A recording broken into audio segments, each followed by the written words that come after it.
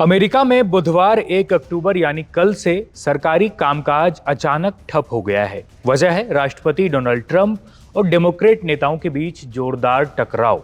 दोनों पक्षों में फंडिंग बिल पर सहमति ना बनने की वजह से अमेरिका में शटडाउन लागू हो गया है। आधी रात से कई सरकारी दफ्तरों के दरवाजे बंद कर दिए गए। अब ट्रंप प्रशासन ने यह चेतावनी दी है कि अगर ये शटडाउन लंबा चला तो अमेरिका की जीडीपी को करोड़ों का नुकसान हो सकता है और एक महीने के अंदर अंदर करीब 43,000 से ज्यादा लोग बेरोजगार हो जाएंगे। जी हाँ, और अगर नुकसान की बात रकम में की जाए तो यह नुकसान करीब 15 अरब डॉलर तक का हो सकता है। लेकिन सवाल यह है कि यह सब इतना अचानक कैसे हुआ? आखिर अमेरिका में यह हंगामा क्यों बरपा हुआ है और ट्रंप के ही सलाहकार इस पर चिंता क्यों जता रहे हैं? पूरी बात बताएंगे आपको इस वीडियो में।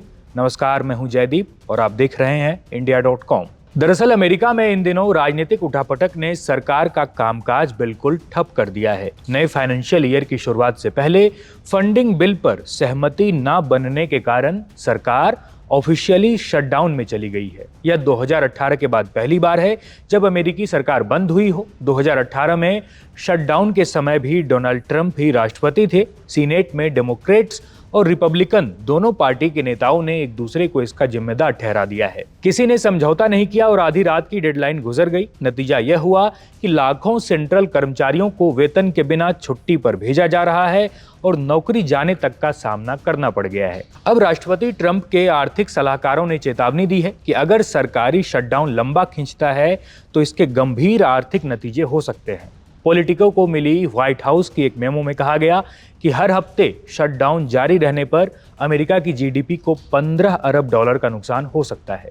वहीं अगर शटडाउन एक महीने तक चला तो 43,000 लोग और बेरोजगार हो जाएंगे। इसमें 19 लाख सेंट्रल कर्मचारियों का नुकसान शामिल नहीं है जो या तो बिना वेतन काम कर रहे हैं या फिर छुट्टी पर भेजे गए हैं। यानी 19 लाख के अलावा इन 43,000 कर्मचारियों की नौकरी भी खतरे में है। व्हाइट हाउस के प्रवक्ता कुश देसाई ने बयान में कहा कि सरकारी शटडाउन के असली आर्थिक नतीजों की जिम्मेदारी पूरी तरह से सीनेट डेमोक्रेट्स पर है, जो सेंट्रल गवर्नमेंट, देश की इकोनॉमी और पूरे अमेरिका को बंधक बना रहे हैं ताकि अवैध प्रवासियों को मुफ्त स्वास्थ्य सेवा दिला सकें।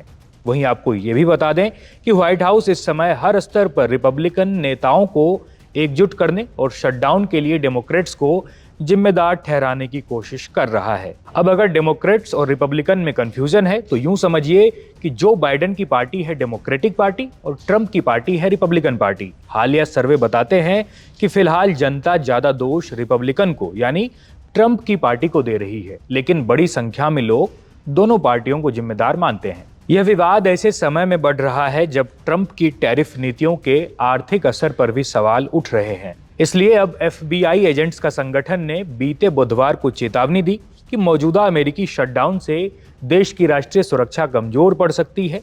इस वीडियो में फिलहाल इतना ही। इससे जुड़े तमाम अपडेट्स के लिए देखते रहिए India.com।